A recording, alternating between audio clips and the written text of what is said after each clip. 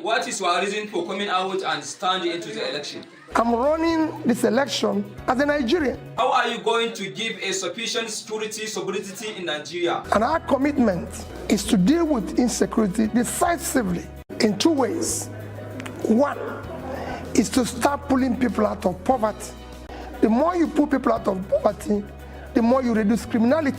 What are you going to say about your supporters that are abusing people in net or social media? Those people are not actually entirely my supporters. They're actually people some of them are actually people infiltration by opponents claiming to be my supporters or supporters of Labour Party. How are you seeing that people will vote you? That you are southern east of Nigeria? I don't want people to vote for me because I'm from the southeast. So, are you from the southwest, south, or northwest, northeast, or north center that you wanted people to vote you as a president of Nigeria? I don't want people to vote for me because I'm from southwest, south, northwest, northeast, or north central.